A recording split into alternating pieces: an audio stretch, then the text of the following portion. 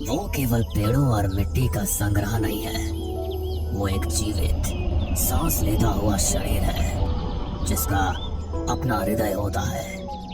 और उस हृदय की सुरक्षा के लिए कुछ शक्तियां सदियों से जागृत रही है। वे शक्तियां जिन्हें मनुष्य ने लालच में आकर मिथक कहना सीख लिया है। पूर्वी घाट के घने अभेद्य जंगल में, जहाँ सूर्य की किरणें भी धरती तक पहुंचने से डरती थी, वहाँ बंजरिया नामक एक छोटा आदिवासी गांव बसा हुआ था।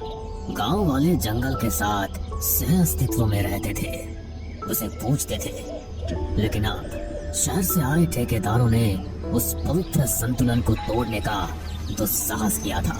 रात के दूसरे पहर का सन्नाटा था, सिर्फ उल्लू की कर्कश आवाज और कभी कभार किसी दूर जंगली जानवर की दहाड़ इस चुप्पी को भंग करती थी। गांव के मुखिया वृषा अपनी झोपड़ी के बाहर लकड़ियों के ढेर के पास बैठे आंखें बंद किए गहरी सांसें ले रहे थे। उनकी देह पुरानी थी, पर आंखें ऐसी थी जैसे उन्होंने जंगल के जन्म से लेकर अब तक सब कुछ देखा हो। एक नौजवान माहिया दौड़ता हुआ उनके पास आया। उसके चेहरे पर पसीना और डर साफ झलक रहा था। मुखिया जी, ठेकेदार और उनके मजदूर वे आज रात ही। हाँ माहिया, मैं जानता हूँ, लेकिन वे इतना अंदर क्यों आ रहे हैं? वे उस सीमा वृक्ष को काटने की बात कर रहे हैं। आप जानते हैं वो पेड़ साकार का आसन है। साकार जानता है, वो अपनी सीमाएं खुद तय करता है। जब तक वे उन सीमा को नहीं लांघते तब तक वो चुप रहेगा।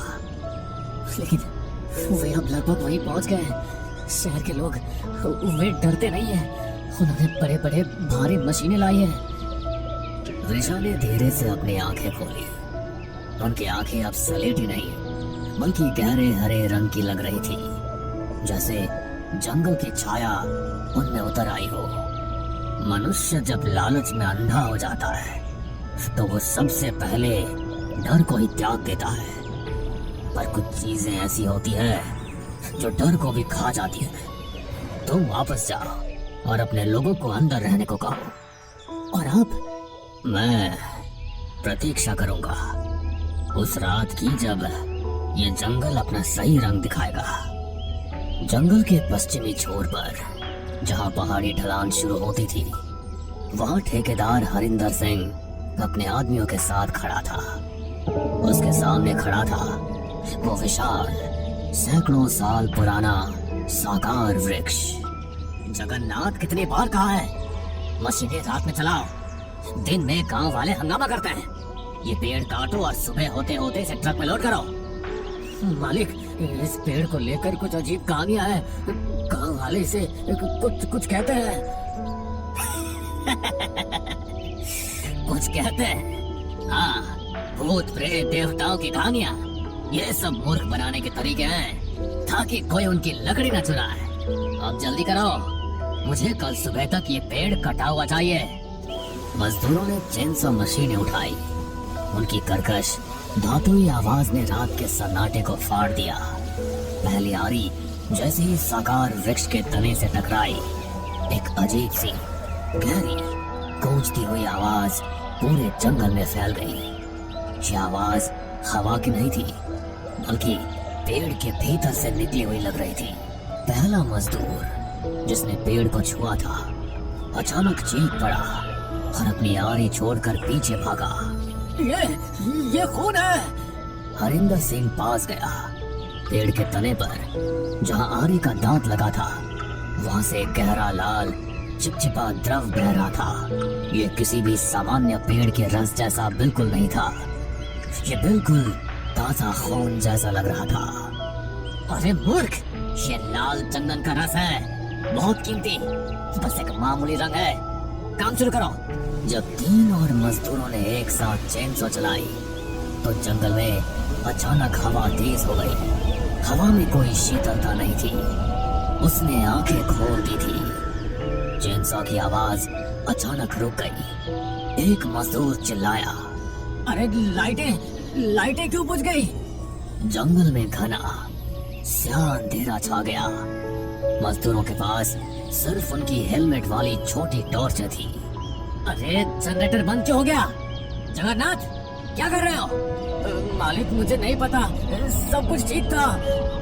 तभी पास की एक बुलडोजर की हेडलाइट्स अचानक अपने आप जल उठी, लेकिन वे सामने की ओर नहीं बल्कि जंगल की ऊपर की ओर चमक रही थी, जैसे कोई विशाल चीज उनके ऊपर खड़ी हो। और फिर हेडलाइट्स के घेरे में सबने देखा पेड़ हिल रहे थे, लेकिन ये हवा से हिलना नहीं था। दूर से एक ऐसी आवाज आई जो किसी भी जानवर की नहीं थी। ये आवाज थी चट्टानों के रगड़ने, गीली मिट्टी के खिसकने की। ये क्या मजाक है? तभी एक मजदूर जोर से चीखा। उसकी टॉर्च जमीन पर गिर गई और बुझ गई।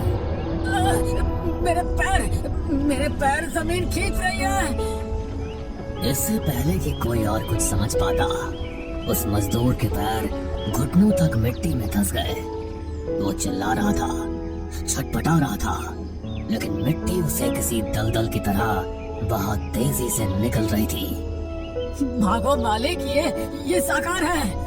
हरिंदर सिंह और बचे हुए मजदूर अंधेरे में भाग रहे थे। पीछे सिर्फ मजदूर टीम की दबी हुई चीखें आ रही थी, जो तेजी से मिट्टी में समा गई थी। भागते भागते हरिंदर एक घनी लता से उलझ कर गिरा। जैसे उसने उठने की कोशिश की, उसने महसूस किया कि लताओं और झाड़ियों ने उसके पैरों को जकड़ लिया है। वे लताएं सामान्य नहीं थी, वो बहुत मोटी और सख्त थी, जैसे चमड़ी से ढकी हुई नसें हो। अरे हटाओ, ये क्या है? तभी उसके सामने जहां घना अंधेरा था, वहां एक आकृति बनी। ये कोई ठोस शरीर नहीं था, ये घनी पत्तों और काई से बनी मानव जैसी चीज थी।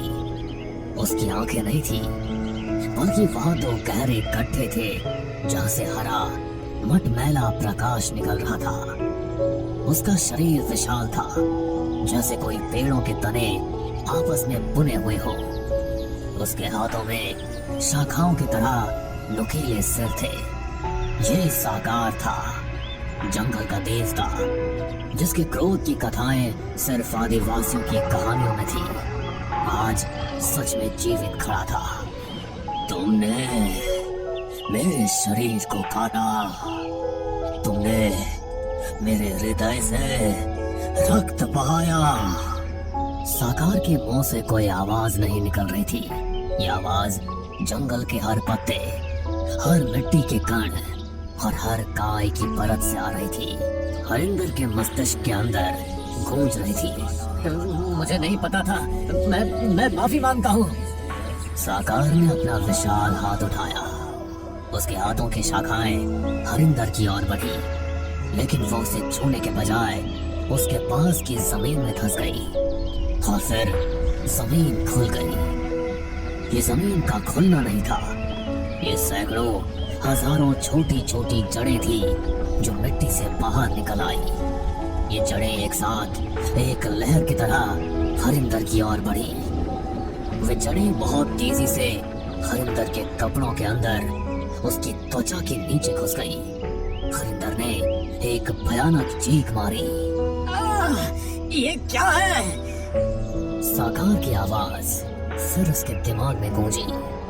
तुम काटने आए थे, अब तुम भी पेड़ की तरह उगोगे। जड़ें हरिंदर के भीतर घुसकर उसके शरीर के आर पार हो गई। वो किसी पेड़ की तरह जमीन में गड़ने लगा। कुछ ही क्षणों में जहां हरिंदर खड़ा था, वहां एक विकृत लाल काले रंग का तना दिखने लगा। वो अब न पूरी तरह से इंसान था, न पूरी तरह से पेड़। बाकी बचे हुए मजदूर जो ये सब देख रहे थे, डर के मारे भाग गए।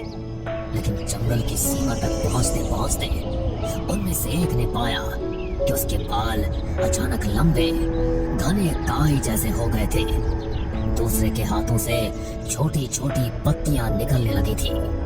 साकार ने उन्हें जंगल की जीवित चलती फिरती डरावनी रक्षक सेना में बदल दिया था। अगली सुबह सूरज की किरणें जब बंजरिया गांव पर पड़ी तो सब जगह शांति थी। कोई मशीन की आवाज नहीं थी, कोई चीख नहीं थी। वृषा मुखिया अपनी झोपड़ी के बाहर शांत बैठे थे। माहिया डरते डरते लौटा। मुखिया जी वे चले गए, उनकी मशीनें वहीं पड़ी हैं, खून के धब्बे हैं, लेकिन कोई इंसान नहीं है, बस सिर्फ नए अजीब पेड़ उगाए वहाँ। वृषा ने धीरे से मुस्कुराया। माहिया, साकार ने अपना न्याय कर दिया। लेकिन साकार कहाँ है? किसी ने उसे नहीं देखा। वृषा उठे। उन्होंने धीरे से अपने हाथ की उंगलियों को देखा। उनकी उंगलियों के नाखून मिट्टी के रंग के थे और उनकी हथेली पर एक गहरा पुराना सा काई का धब्बा था। साकार को देखने की जरूरत नहीं है, साकार हमेशा से यहाँ था। उन्होंने धीरे धीरे उस साकार वृक्ष की दिशा में चलना शुरू किया जिसे हरिंदर काटने आया था। माहिया उनके पीछे पीछे गया। वृषा उस विशाल तने के पास पहुंचे जहां कल रात लाल रंग का रस निकला था। उन्होंने अपना हाथ तने पर रखा और फिर एक भयानक धीमी दबी हुई आवाज वृषा के मुंह से निकली। लेकिन ये आवाज उनकी नहीं थी, ये साकार की थी जो अब उनके भीतर गूंज रही थी। ये जंगल मेरा शरीर है और मैं वो हूँ जो इस शरीर की रक्षा के लिए सदियों से प्रतीक्षा कर रहा था। माहिया पीछे हट गया। उसकी आंखें भय से चौड़ी थी। मुखिया जी आप? जब शहर के लोग पहली बार आए तो मेरे पास केवल एक ही रास्ता था, उन्हें रोकना। आदिवासियों को लगा कि वृषा उनकी रक्षा कर रहा है, लेकिन असल में मैं ही वृषा हूँ। वृषा ने अपने हाथ से उस तने के खून को छुआ और जैसे उन्होंने छुआ उनकी आंखें जो पहले हरे रंग की थी अब वापस सामान्य सलेटी हो गई। वृषा वापस आ गए थे। हर मुखिया जब वो बूढ़ा होता है तो वो अपनी आत्मा, अपनी चेतना साकार को दे देता है। यही हमारा अनुष्ठान है। मैं ही वो शरीर हूँ जिसका उपयोग साकार जंगल की रक्षा के लिए करता है। मैं उसकी जीवित मुखौटा हूँ। वृषा ने अपनी उंगलियों पर लगे खून को माहिया की ओर बढ़ाया। अब ये तुम्हारी बारी है माहिया। शहर के लोग फिर से आएंगे और जब वे आएंगे, वृषा के होठों पर एक ऐसी भयानक मुस्कान थी जिसमें ना तो इंसानियत थी और ना ही खुशी, सिर्फ जंगल की गहरी अनंत भूख थी। तुम तैयार रहना मेरे उत्तराधिकारी। माहिया ने पीछे मुड़कर देखा। गांव में सन्नाटा था, सिर्फ जंगल की आवाजें थी जो अब पहले से ज्यादा गहरी, तेज और सचेत लग रही थी।